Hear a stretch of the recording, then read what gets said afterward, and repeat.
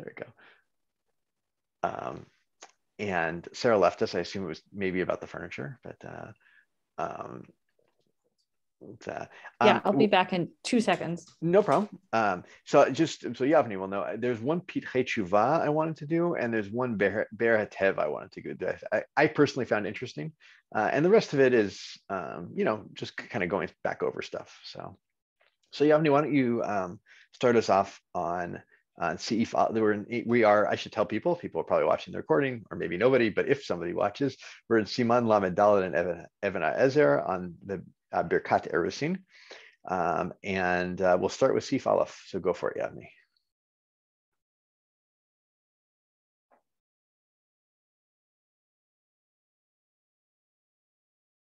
Oh, I can't hear you. Sorry, I was muted. Yeah.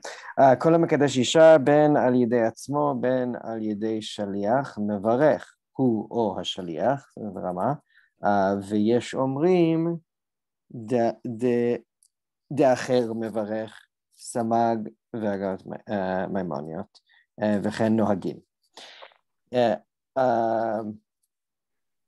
אשר חישנו במצווה וציוונו על האריות, ואסר לנו את הארוסות, והתיר לנו הנשואות על ידי חופה בקידושין, ברוך אתה השם מקדש ישראל. ויש אומרים, I just want to ask you, because you threw in a word there that I think is in the normal nusach, but isn't in my Shulchan Aruch. Did you say et harusot? Oh, I did, and it actually just says Vasar lanu ha'arusot. Yeah. No, don't apologize. It's Rabbi Akiva who darshaned every et in the Torah, right? It's I don't know, maybe we can make something of it. But okay, keep going with the Ramah. ויש אומרים נוסח הברכה בראשון אחר, כי אומרים והתיר לנו הנשואות על ידי חופה וקידושין, וחותם ברוך אתה השם מקדש עמו ישראל על ידי חופה וקידושין. כך כתב הראש, וכן נוהגים במדינות אלו. What changes just before you do, what changes does the Ramah have? It's instead of Baruch Atah Hashem Mekadesh Yisrael, it adds Al Yedei Chuppah V'Kiddushin. Is there something else? There is. And hang on.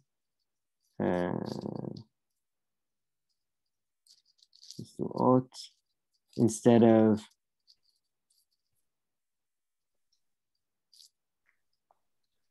Ketir Lanu HaNesuot Al Yedei Chuppah B'Kiddushin, it's Chuppah V'Kiddushin. Yeah. Although it's really V'Kiddushin in both cases, it's just with a vet, or it's instead of Ketir Lanu HaNesuot Al Yedei Chuppah V'Kiddushin, it's Al Yedei Chuppah V'Kiddushin. Yeah. So exactly. Although, it occurred to me that I don't know if this is true, this complete speculation on my part, that in the world of Sfarad and Edot HaMizrach, where they actually, some of them actually still do make a distinction between the vet and the vav, it'd be less likely to have a tu'ut sofer with that than you would in Ashkenaz. I don't know. That's my speculation, but so. Can you remind us who first makes the suggestion of the Ta'ut Sofer? Yeah, it was someone before the Ran. The main place we saw it was the Ran, but it existed before that. Right, the Ran is in the Sfarad world. Yeah. But he's part of that school of the Ramban, which is really a school that brings in a lot of Ashkenaz stuff as well to Sfarad, right? They're the first ones to bring the Tosafot into Sfarad, for instance. So who knows? It's I want to say, because I'm not an expert in these things. It's just it did occur to me that it happens to be that not necessarily Sfaradi Jews, but Edot HaMizrach Jews do pronounce these things a little bit better, and so I don't know better. They still make distinctions that we tend not to make in Ashkenaz anymore. So, or in this case, possibly, right? Don't Iraqi Jews not distinguish between the vet and the bet, which would also lead to the same. It is, them and Syrian Jews as well, I think, don't distinguish between the bet and the vet, right? It's in the way that modern Israeli Jews, or nobody does except for Yemenites, nobody does the dalet or the gimel anymore, right? Right. With a dagesh or not a dagesh. Exactly. But okay, cool. So finish up the seif.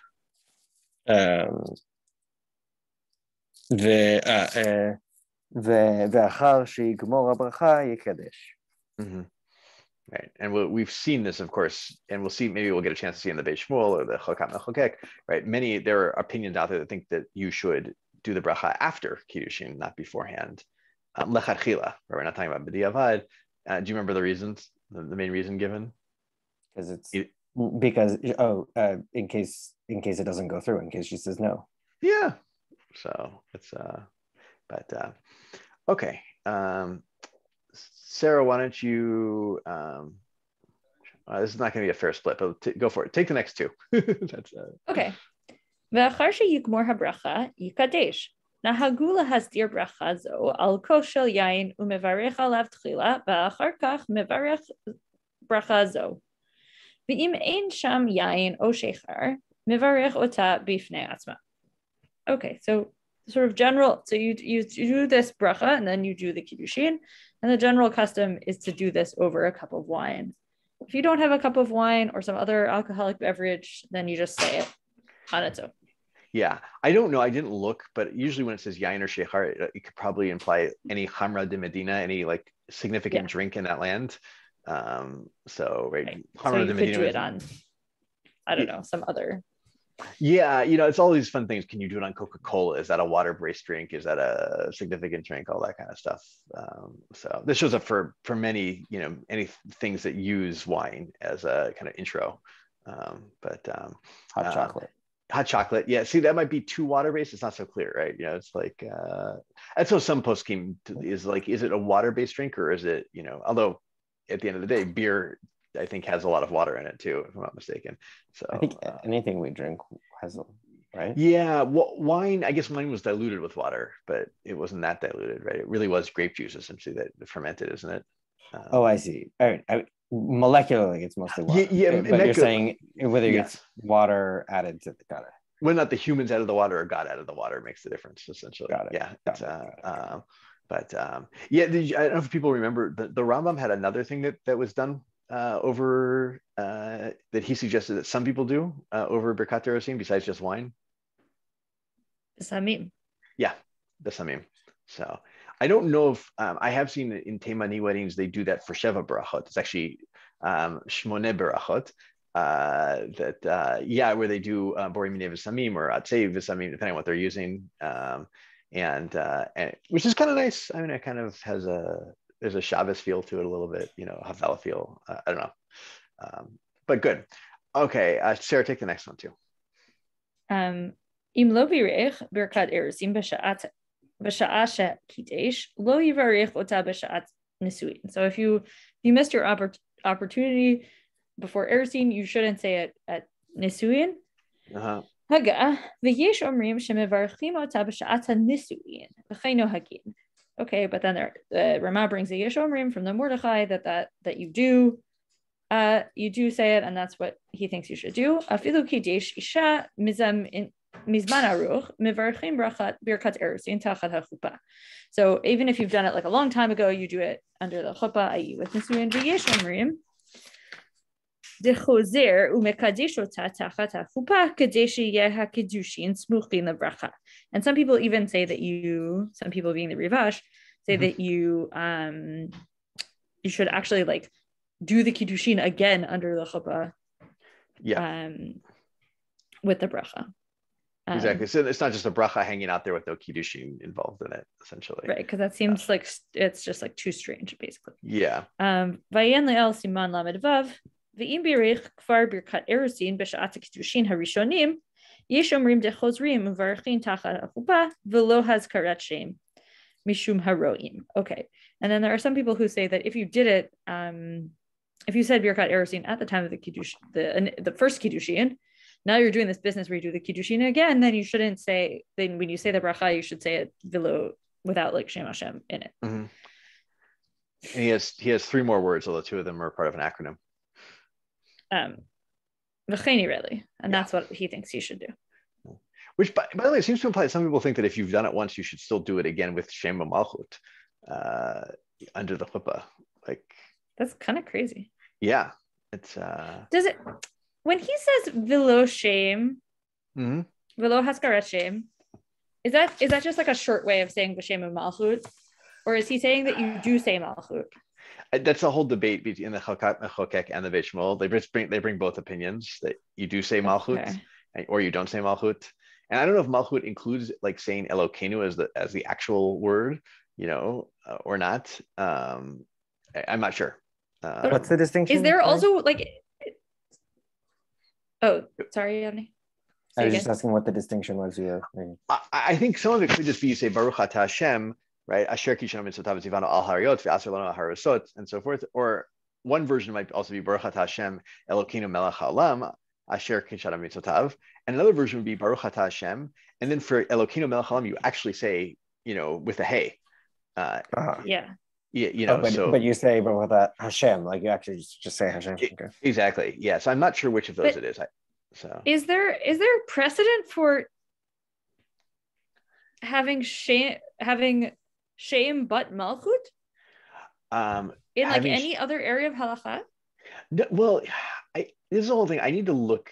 Dayan Hamet has like this weird stuff around it where, right, we say Baruch Dayan Hamet. I guess you and I talked about this a little. Yeah. Yeah, and we don't say Baruch Elokeinu melech haolam, or even Baruch melech haolam, or even Baruch Atah Hashem, right? People just say Baruch Dayan Hamet, right? They don't say the bracha with like an alternative version of the names of God. So I don't know. I have to look into this. Like I'm sure there are brachot experts out there who can tell me a lot more. Yeah. So it seems right. weird. Like the only seen that sort of thing done is like women who don't want to say Birkat Torah. Yeah, or not, don't want to say Birkat Torah, don't want to say like the bracha before an aliyah, so they say like some other weird thing instead. I love them to say Baruch Atah Hashem lamdenu chukecha, or they say Baruch Atah Adonai lamdenu chukecha, which is actually a pasuk, right? It's just like Shem Hashem. But I also think that's a whole nother. I'm not an expert in these things, but I've always wondered why. But Asher Bachar Banuk is part of Birkot Torah, right? You could potentially like say that as if you haven't said it already that day. Who knows? But it's like a little complicated. Right, but I don't know how you get that far into davening before you don't say it. Yeah, it depends when you daven, right? It's right, because Ahavara. The other problem is Ahavara Abba could count already for Birkot Torah. Yeah. And so. But like in other words, yeah, I guess so. Mm-hmm. Just seems like right, like. Yeah. Okay. Well, that's it. Never mind. Yeah, for another time, and I need to be more grounded in it. So, all right, I will finish this up, and then we're going to go to the Nosei Kelim. So Birkat Erusin Tzrichin Asara Lechatchila. Okay. Birkat. So you need 10 people to have it. This is like just both on this on the last one, right? One thing that Rav Nachum pointed out was this was one of the things that I think the Beit Yosef was using this to deal with. No, him. Somebody was using this to deal with the seeming contradiction in the Rosh. That it was the Bach. That really the idea is you can't, if you missed Birkat Erusin, you can't immediately say it again afterwards. But if there's another event like chuppah, you can say it at the chuppah. In other words, it has to have something that it like lands upon, which I thought was a really interesting thought process to it. You can't just like, we're 3 months in after Erusin, let's just do it today. Let's just say Birkat Erusin today. It has to be connected to something. But the whole thing about needing 10, right, is really, I don't know, kind of a fascinating of like, Rav Landis said this out, and I was thinking about this, but kind of better than I was thinking of, like, it's like Persume Nisa, like you have to the community has to know about it, or even be part of it in some ways, of like, at least ideally.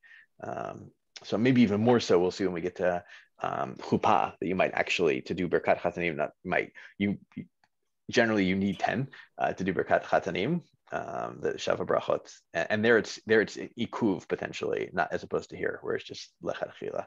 So, okay, Tov, any questions before we look at a few things?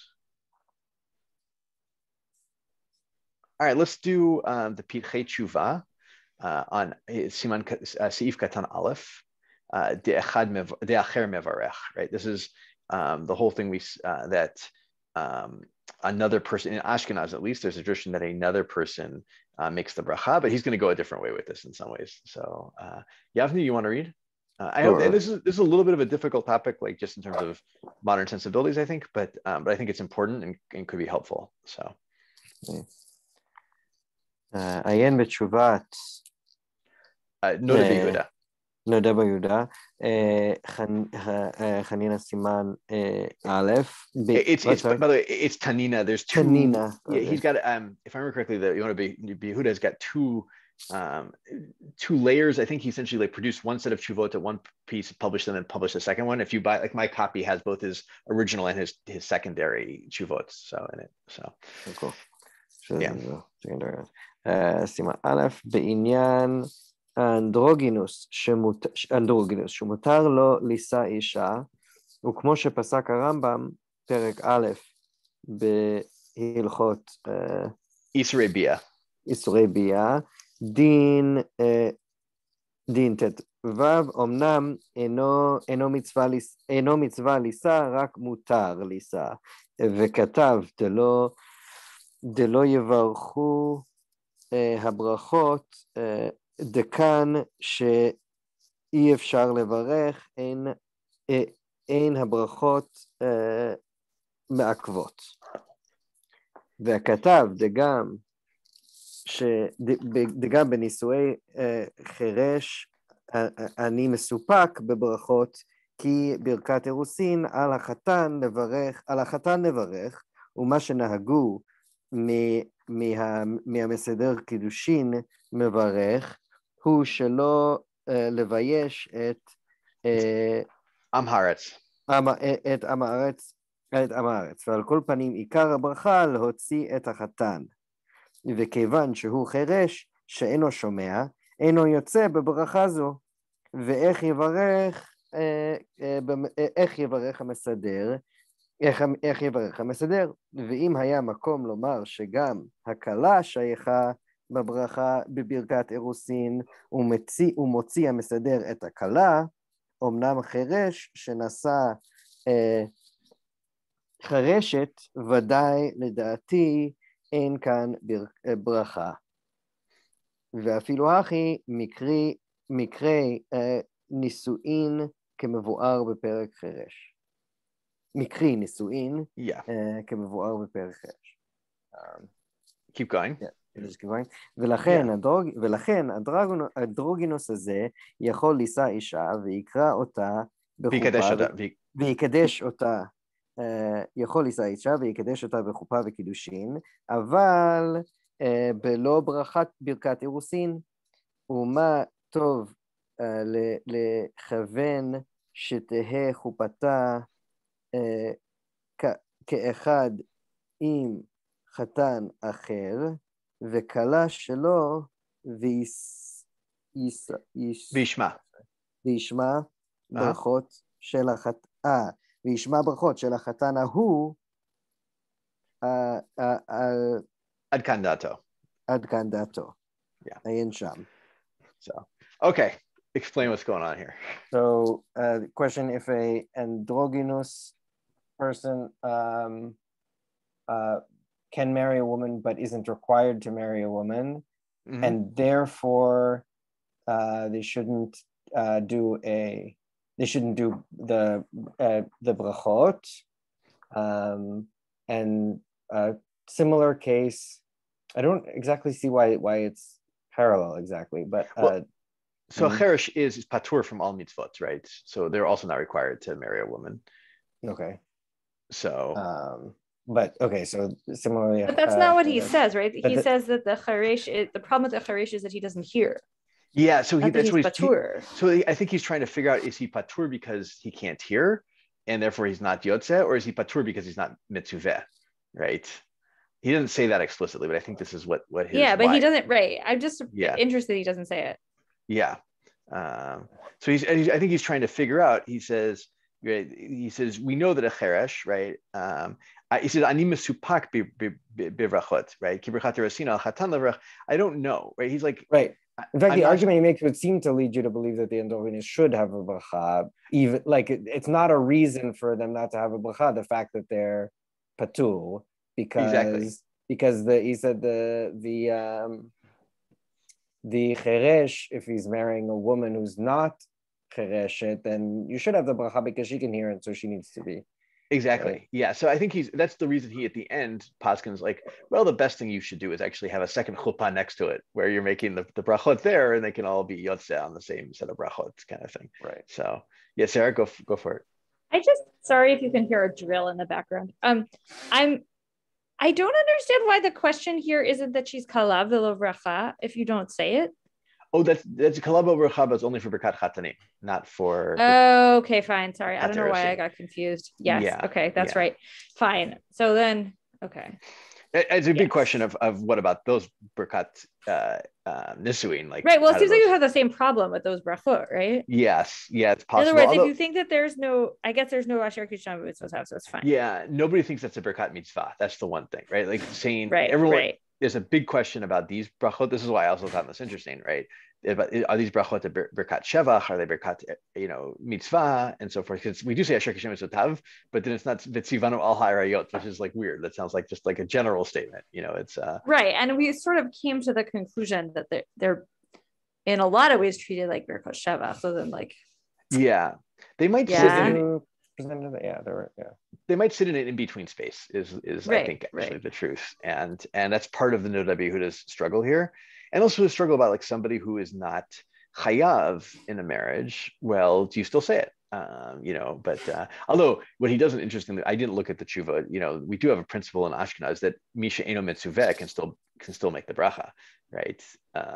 That's a rule we use all the time, and one, in fact, if you said a bracha for Hallel on Rosh Chodesh yesterday, that was because you're not mitzvah to say Hallel on Rosh Chodesh. It's minhag that we've taken upon ourselves. So, which is why, in fact, the Gra, for instance, and some Sfaradim, I think, don't say it. Don't say a bracha on Hallel for when it's bediluk, when it's a short Hallel. So this also comes up, right? A question of like, women who not being commanded on certain things, and do they still say a bracha, where the Tosfot say they do. Yeah, I thought it was interesting. Might also, like, to be honest, like I personally been doing a lot of thinking about, what does it mean in terms of like having marriage of people who are not necessarily fit into a binary of gender, and I don't know if this helps or hurts at all, or even comes into the conversation, but it's just already worth thinking. The androgynous isn't necessarily a parallel, but it's a way of start to think about these things. So yeah. So also probably it's go ahead. kind of good. Like, I think it's kind of helpful, right, in a certain way, because it just gets you out of having, if what you want is to get out of having to save your cut erusin at all, which like you might want. Oh yeah, that's a fair point, right? too. Suppose that you're just like, right, like I can imagine a sort of a non-binary person being like, I don't want to say this bracha at my wedding because it doesn't reflect kind of the reality is on the ground at all, and so therefore it feels like a weird thing to say. Yeah. And this is actually, you could be like, okay, like there's sort of like a mali smoch to say that you just don't say it. Mm-hmm. That's fine. Right. So now you might want to then say like, okay, what are we going to do in its place? And like there are other problems, but yeah, it's always hard to take away. This is actually, I think, what comes back to the whole conversation of why would you do it again under the chuppah, even if you've already done it, is like, it's very hard to like get rid of religious rituals that we're used to having. Yeah. And also, I mean, I think Dafka, this one, because it's like, it's the beginning. Mm-hmm. Yeah. So in a way, right? And so like, yeah. Yavni, you look mesupak. Yeah, I don't know that I have anything to say or add on. Yeah. So yeah, I mean, this is really, it's something I think about a lot, and I think I'm not really the person to make any psak halacha on this stuff, but just like stuff that I always want to be Marbit's Torah on the issue a little bit. But also, the other thing that I think is interesting here is this is the first time I've ever seen anyone say that Birkat Erusin might also be about the woman has some sort of obligation in it, which also is kind of fascinating, because it actually feels like the most gendered bracha we have, as far as, except for like maybe Shalom Asani Isha. It feels like the most gendered bracha out there, and so, it's kind of fascinating. And I almost, up until now, imagine like the whole thing was like the woman just happened to be there because she's needed for the ceremony, but like it's really all about the man. And here also in the Noda B'Yehuda's brought up the idea that no, like the Birkat Erusin's about her too. And so. Interesting that he doesn't bring out, it's also about the community. We've talked about it being about the Also true. It is about the community. Yeah. That's so Sarah, what I cut you off there. I was just confused about whether I thought he brings the Havamina that the woman, it could be for the woman, but that he doesn't actually like that Havamina, right? I don't think he says doesn't reject it. Yeah, Ivim Hayamakom Lomar Shigama Kalasha Okay, fine. Yeah. Okay. Which I have a feeling, I don't know. I have a feeling a lot of the times when they were doing these marriages of people who were deaf and mute were probably to each other. Not always, but you know, it's I don't know why I have that sense, but maybe it's something I read somewhere at some point. But this is a big thing, right? Even though a cheresh and chereshet are patur from all the mitzvot in the Torah, rabbinically they do kiddushin and they do nisuin. So it's a rabbinic level, the rabbis institute. So also a lot to say about like what happens in Germany in the 19th century with the Psak Halacha about cheresh and sign language. Hildesheimer, Rav Azriel Hildesheimer has a huge back and forth. I don't remember who he writes it with, of these letters where he writes about where he essentially, you know, to prove that someone who speaks sign language is not a mute or deaf. I think even for that matter, right? They're neither of them, those categories. Fascinating. I didn't realize Hildesheimer was involved in that. He does, and it's fascinating. One of the letters he actually talks about, he went to the university, I think it was the University of Berlin. I can't remember which, it may have been a different university in Germany. And he talked to the linguist there and they explained to him about, and it's like, I learned this with Rav Shmuel Lewis, and he said it might be the first case ever in a Psak Halacha where somebody has, you know, gone to a university to you know, give them information about about a halachic topic. Amazing. So, I love and very much represents Hildesheimer's world, who himself was university trained. And as far as I know, I don't know if this is true, the first like prominent Rav whose like name we know that I can find who spent any time at university was the Aruch Laner, who lives in Altoona in Germany. He doesn't finish, but he spends time in university, and Hildesheimer is one of his students. And Hildesheimer, of course, ends up with a PhD, and so do many people in that kind of line eventually. Yeah, it's kind of interesting. Okay, good. So that's the Pirchei Tshuva. I thought that was interesting. Let's do the Ber Hetev on what is it, Tet. And the Dibur Machil is Sham. And this starts out, it's Shem, not Shem, it's Shem. This is the whole question of Shem Hashem here. Did you guys find it okay? Daphne, you've got it. Sarah, Sarah, do you have it?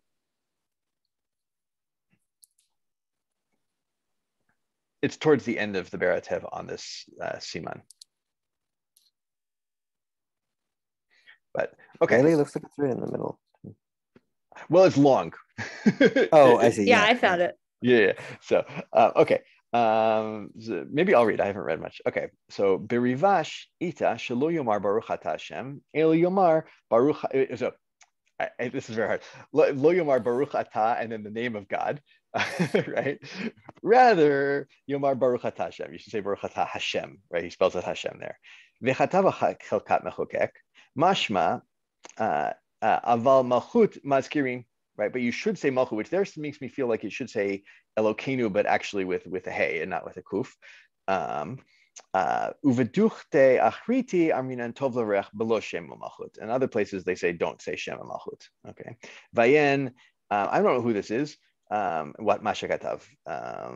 But okay, but that's actually like I want to see that. But this is the thing that I think was more interesting to me. Katan pachot mi ben shlosha Shana shekidesh onisa isha im mevarchim berkat erusin v'nesuin. So there's a question. You have a minor, who marries a woman. Do you say berkat erusin v'nesuin?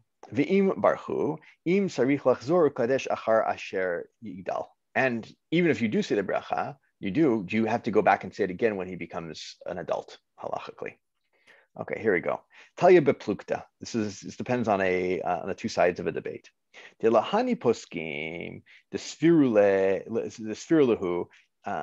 she'asur lehasi isha lekatan, dehavi kiznut, Hu adin de ein levarech birkat erusin v'nisuin. So some poskim think you can't marry. You're not supposed to lechatchila. It works, but lechatchila you shouldn't marry a minor. Like not the man. We're talking about the man being a minor here, not the woman yet. So therefore, it's asur, and so therefore you don't make a bracha on something that's asur. All right, even if it's effective.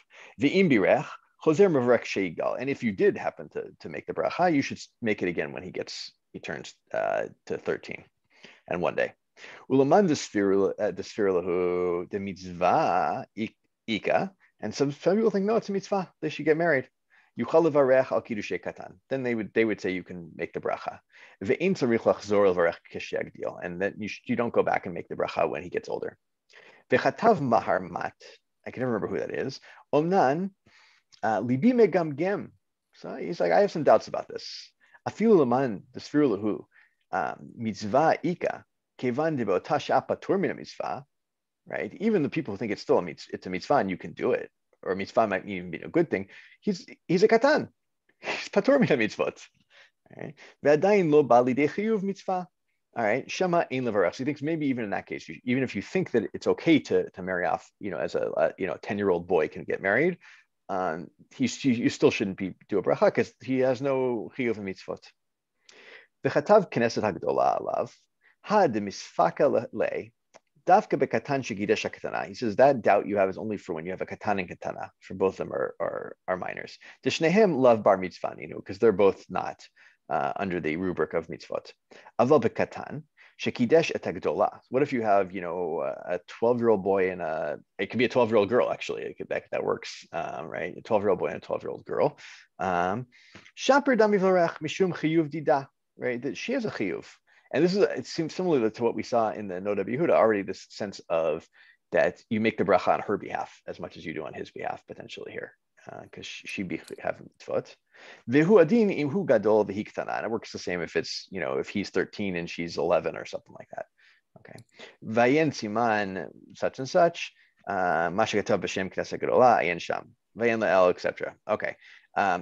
And then one more thing, he says, kiddushin shenaseh al yedei ta'ut. Vilo ho'ila. All right, so you make a mistake in kiddushin, right, and they're not effective.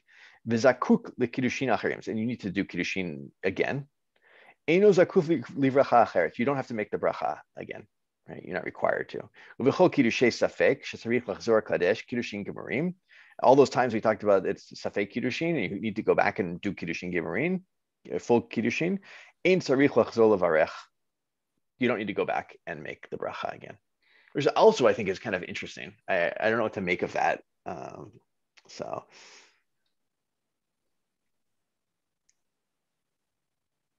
that makes sense. If it's just based on safek, then because you might have already been there. Exactly, it might have worked. Yeah. Is it here? Did I see? I didn't see anyone say, well, maybe, or I was hoping he would say at the end of this, like, well, maybe you do it without Shem Hashem.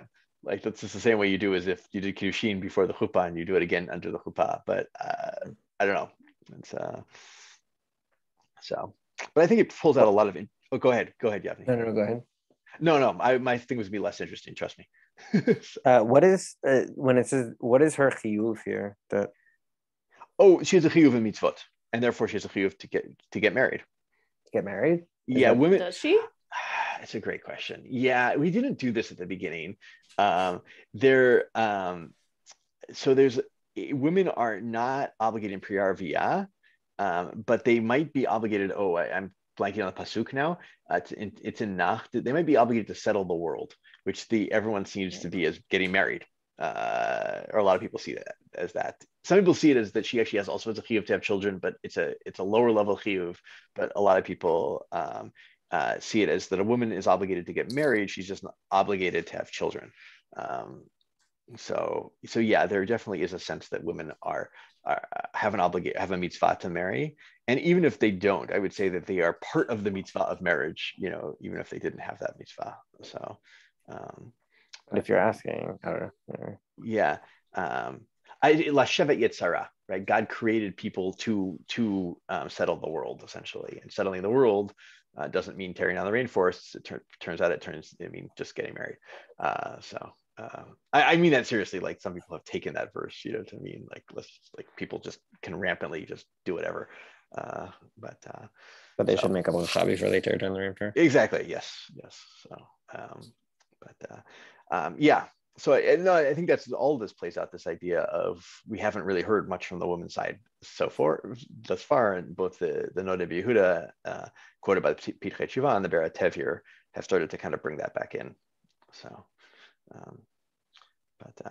okay, good. We have a few more minutes. Any questions, thoughts? Why I'm completely wrong in all my stuff? All that's all possible. It's really interesting they think that she has a chiyuv, like that is sort of like connected to this bracha, as opposed to kind of some general.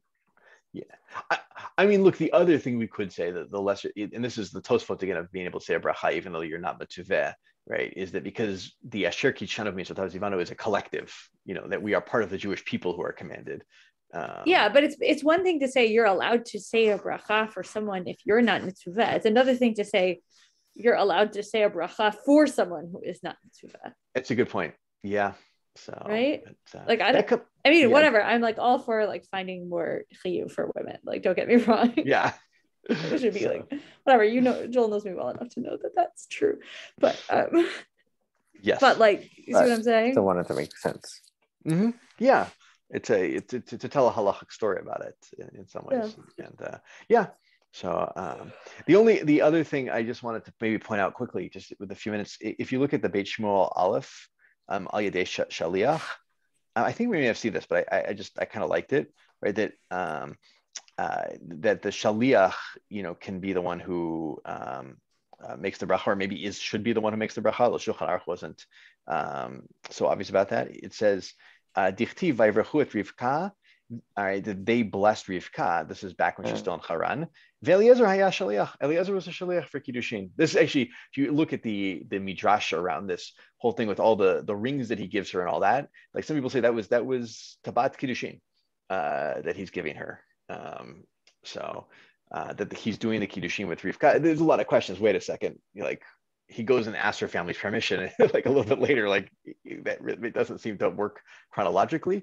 But yeah, that he's definitely seen, a lot of people see him as the shaliach, and then she goes meets Yitzchak, right? He takes her into Sarah's tent, and that's nisuin kind of thing. So but learning it from Vayivrachu is very cute, because like to say like, oh, they made a bracha on the Yeah, I hope people don't mind if I speak about this for a minute. I have a lot of thoughts about the stuff like this, learn before Matan Torah, which is a whole debate, right, in the Gemara and so forth.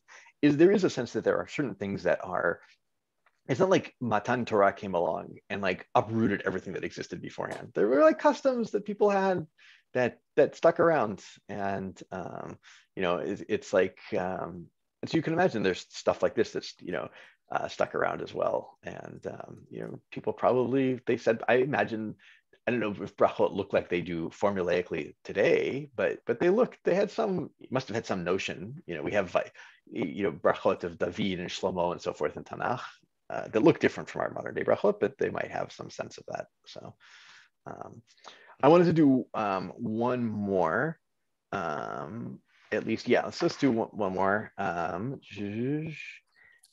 This is Beit Shmuel Hey, Sif Katan Hey.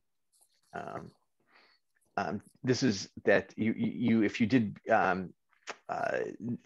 kiddushin outside the chuppah, you should come back and do it again. And he says, Ayin Siman Lamed Vav Sifav Sham Pasak HaMashaleach Lo Yekadesh Ota Achar Shekidesh HaShaliach, right? So if in the case where I send a shaliach to go do kiddushin, and then later I'm doing chuppah, obviously not at the same time, because you can't do that with a shaliach, as far as I understand. I don't think so. Then you don't go back and do kiddushin under the chuppah. Why? Because they're worried that people are going to say that with the shaliach that it didn't really work, and that's why they have to do it again under the chuppah. Right? And then he says, V'chan katav dechozer mekadesh ve'inu choshesh shema yomrum kiddushim harishonim lo hayu kiddushim. But what about when I did the kiddushin myself and before chuppah, and now under chuppah I do it again? Why don't we say the same thing, that my first kiddushin didn't work, right? Why aren't we worried there? right? Ve'efshar kiddushin al yidei shaliach haishin an tfei. We're more worried that people are not going to trust kiddushin on shaliach, that they work. Sheomri kiddushin al yidei shaliach lav kiddushin hem, because people say that doesn't really count. So I thought it was interesting that two things. Number one, like that there's a sense that people already in this world might be like nervous around using a shaliach for kiddushin as like being a real thing. And also second, why don't they just get rid of it? And, like it's something that feels to me like Chazal or not, or maybe later, Rishonim would want to like X out, and they're really interested in keeping it so much so that they're like, we don't want people to think it doesn't work. So I don't know why, but it seems important to them to keep that around. Mm-hmm. So, I've never seen anybody do kiddushin with shaliach, but it's.